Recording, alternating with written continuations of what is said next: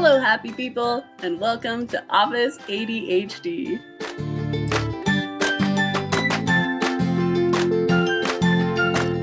This episode is going to be a big overview. This is going to be for people who are just figuring out they have ADD, or if you just kind of want to know things we're going to be talking about coming up too. Let me touch on a bunch of things that you're going to want to know, that you might want to start looking up, and that then we're going to go into more depth on different episodes into all of these things. Another thing I want to do is I want to for sure give you a resource. My favorite book when I first got diagnosed, and thank you to the counselor that gave this to me, was Driven to Distraction. It's called Driven to Distraction, Recognizing and Coping with Attention Deficit Disorder. And it's by Edward M. Hollowell, I think that's how you say his name, and John R. Rady. They're doctors. Edward has ADD, so he knows what he's talking about too when he talks about this. I really feel like that book was the best overview, best let me just get kind of a grasp on what's going on book. So that's one that I would definitely go to first. I'm going to put links in the description to this podcast and on the website so that you can find that. You can get it from your, library for free. I think I listened to it on the Overdrive app when I first figured everything out. And actually that leads me to my first tip, is that I would actually highly recommend, if you have diagnosed yourself on the internet or somewhere, to go in and get some testing done, or to, maybe find a really good internet test. I haven't looked a lot of those up. When I was first diagnosed, the test was a lot of 1s and 2s. And then you had to listen and then watch and push the button at the right time. Here's the thing that's really interesting about testing for ADD or ADHD, is that we have an ability to hyperfocus during interesting or novel situations. That makes testing difficult, because in a new testing situation, if we start to hyperfocus, you aren't going to test our issues with attention. The test that I took, I was like, oh my gosh, this is so long and boring. But that's what I think they did on purpose, was they made it long and boring enough that then they could really figure out where my attention issues were. And the main reason that I would go in and do the testing is because, for one thing, it tells you whether your distraction issues are more auditory or visual. So for example, for me, my distraction issues are more visual. So I have a harder time actually watching or reading things. If I close my eyes and listen to something, then it's a lot easier for me. So that's part of the reason too that I actually naturally gravitate more to audiobooks than I do physical books overall. So that would be one reason, is because it will help you in your life figure out, okay, which distractions do I need to block out more, for one thing, as a higher priority, and two, which way can I focus better? Which types of media are going to be better for me when it comes to focus? Next thing I want to talk about is the name. A lot of people get really hung up on whether we're going to call this ADD, ADHD, neurodivergent. We love to categorize things as humans. Do you know there's an entire field in biology called taxonomy, which their whole job is to figure out how to try and categorize life, which is kind of insane. I mean, there's benefits to it. Don't get me wrong. I understand why we categorize things. But for now, when you're first beginning, don't worry about that. That's not the most important thing, because for one thing, another thing we're going to talk about is ADD often comes with companion disorders that are not as bad as they would be if that was your sole disorder. So for example, a lot of people end up with OCD along with ADD, and it's not necessarily the same extreme as if you only had OCD and that was your primary disorder. But a lot of times, almost as coping mechanisms too, people will adopt these other disorders that then also need to be addressed. And so sometimes that also muddies the water with all the different naming and different things like that. So let's just, for now, and just so you know throughout this podcast, a lot of times I'm going to just call it ADD, or I'm just going to call it ADHD. Just know that I understand that there's a million different categories out there, and that there's all of these other things. We're just going to try and simplify it a little bit, okay? The next thing I want to tell you that we're just going to talk about with a high level thing again is that having ADD and ADHD, this new diagnosis that you have, is going to be extremely difficult to explain to other people. We have a very hard time completely understanding the fact that other people think differently than we do, for one thing. And the more you actually come to start understanding about the way your brain works, you're going to be like, oh, somebody else's brain doesn't work that way, it's going to be crazy. So just stay on this journey with me and you'll find out. One of the main things is the words that we use. If you do research on multiple personality disorders, which is also dissociative identity disorder, a lot of them don't actually even get diagnosed until they're adults, which sounds crazy because how would you not notice somebody having multiple personalities? But the thing is, because of words we use, like, hey, I can't even hardly remember this year, or that I lost track of time, they figure that what they're experiencing is normal. The same way that when we hear people say, oh man, I get so distracted, or I just have such a hard time organizing this or doing that, it sounds normal. So we feel like our brain works like everybody else's brain. So that's one way that it's difficult to explain. The main difference is that it's I need to try and find this video. Somebody did a really awesome video with this explanation that I'm going to give. It was a video I found on YouTube as I was scrolling through, so hopefully I can find it again. But she was talking about late diagnosis trauma where you didn't get diagnosed until later. One of the great examples that she uses is of getting to work late all of the time because you have car trouble, and everyone else at work being like, well, everyone has car trouble sometimes, but most of us get here on time, so I don't understand. But her version of car trouble was needing to pack a welder and needing to know how to fix her axle and being able to replace an engine while you're on the side of the road, where most people's version of car trouble was, oh, I had to stop for gas. Oh, I forgot to change my oil and I need to go during my lunch break and get my oil changed. That's the same thing when we talk about being distracted, or we talk about different issues with staying on task or getting to places or getting lost in thought. That is something that happens to everybody.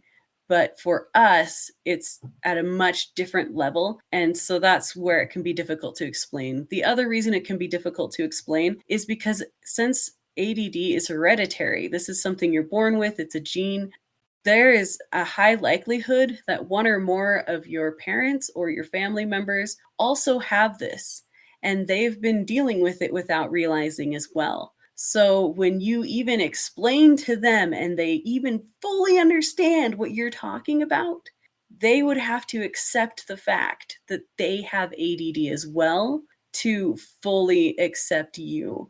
And that's a real difficult bridge to cross, especially where a lot of them have some really good coping mechanisms that they've had to just try and adjust in their normal world, to no longer feel like they're odd. So that's one thing. Another real interesting thing about ADD, you have different brain waves. That's just one of the real basic differences between a normal brain and an ADHD brain, is that when they look at your brain lights up all over the place. Whenever you think, whenever you're making connections, that an ADD brain is going to just light up everywhere and make crazy connections across everything, where a normal brain is going to light up one place, move, logically to another place, to another place, to another place. That's the real basic situation that's going on inside your brain. Outside your brain, okay, get ready to have your mind blown. Did you know that most people, when they're looking at the computer screen, don't also see all of the things on the shelf? The last time a person with a normal brain had an interview, they weren't answering questions at the same time as counting the number of frames on the wall, or, noticing all of the cool decorations and the tie that somebody was wearing in the room, or whether or not the chair was really fun to swish back and forth in. They don't see everything. When you have ADD, Your focus is wide.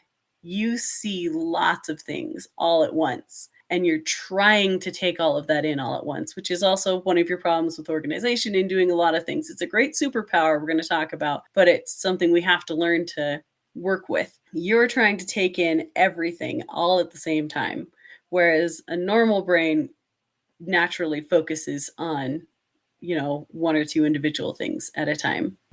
So beyond actually getting testing, you should also talk to your doctor about having ADD and ADHD. They can look at you and do a few kind of tests inside the office to figure out some of that. And we'll talk more about medication and things, but I have to tell you that I think it's hilarious that it's stimulants. That I mean, there's a lot of non-stimulant options now that are amazing for treating ADD and ADHD, but I still think it's hilarious that stimulants is the first main drug. I don't think this is how it happened, but I just have this image in my head of these researchers with these crazy kids bouncing off the walls, staring off in the distance, doing crazy stuff. And they're like, well, nothing else we've used has helped them. Let's see what happens if we give them a bunch of stimulants and see how fast they can go. Instead of them speeding up, all of a sudden they slowed down and they're like, woohoo, eureka, we got it.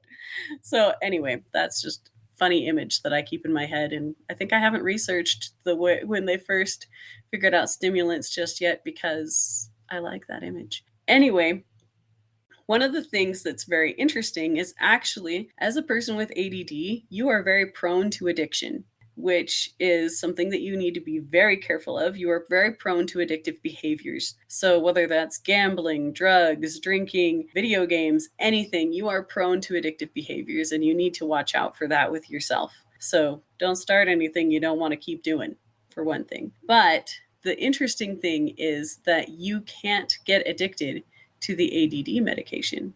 That's one of the ways that they tell whether you really have ADD, because Adderall, for example, is a street drug. I mean, it's a designer street drug because it's clean and prescription and things like that, but they have to be careful about how they deliver it to you because people want it. But to a person who has ADD, it's not addictive. You can forget to take it. And I have often forgotten to take it before. I'm not actually on medication right now. I was during college, but we'll talk about that more later. But that's one of the ways that they test actually to see if you have ADD is they'll put you on Adderall for a while. And if you start acting weird and start getting addicted to it, then you don't actually have ADD. You may still benefit from a lot of the same things that help people with ADD, like, just because you don't actually have ADD doesn't mean that you aren't going to benefit from a lot of the same principles that we use or the different techniques that someone with ADD uses. But it's just nice to know for your brain chemistry. Probably the last thing here I want to really touch on is the biggest one, and it's the biggest one, at least for me, was that now that you get this diagnosis, you start looking back on your life and you're like, oh, my life makes sense now. My inability or my ability to do or not do this makes sense.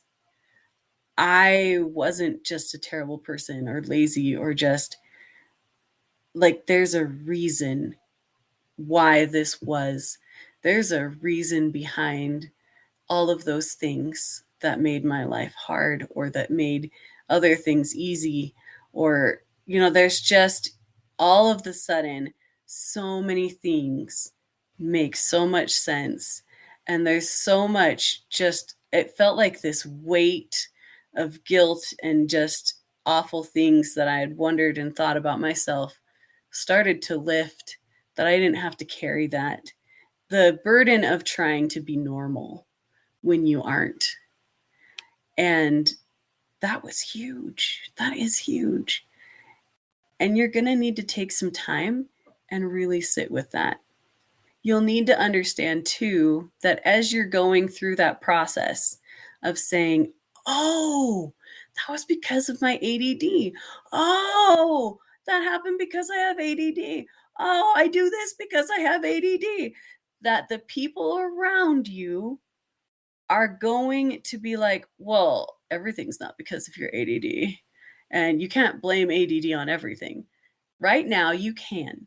Just for this little first 2 weeks or so after you first get diagnosed or as you're learning new things, the main thing is that they don't understand is that your brain is suddenly making all of these connections and suddenly putting all of these things together. It's this big tumbling domino effect. And somebody that doesn't have ADD or hasn't been through that isn't going to get it. They're going to feel like you're trying to just have a cop out. Like that's what it feels like to them. You know you're not.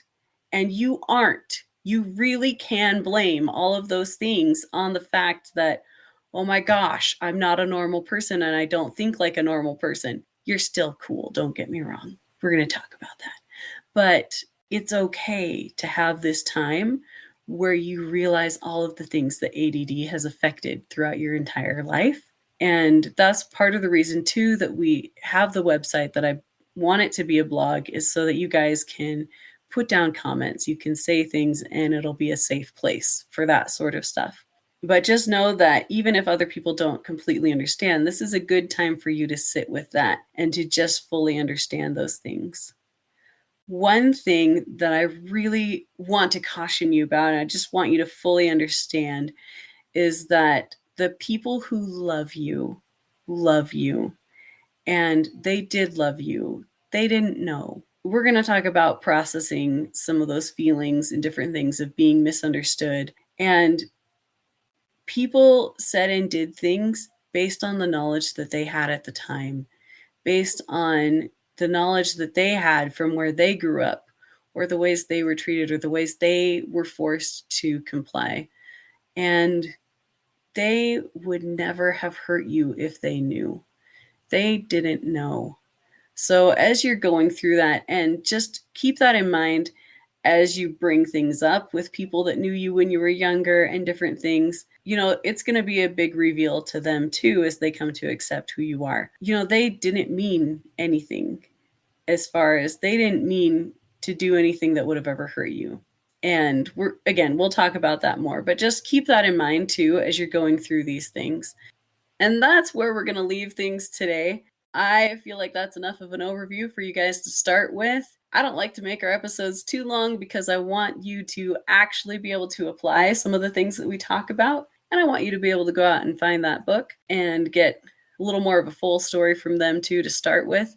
Next time we'll come in and we'll pick an issue and really dive into it a little more. But just for now, remember that we've got your back here at Office ADHD, and all of those people out there that care about you still have your back too.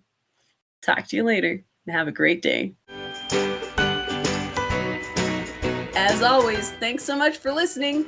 And if you want to know more about anything we talked about today, or if you want to be part of the discussion, join us at officeadhd.com. Thanks so much for listening. See you next time.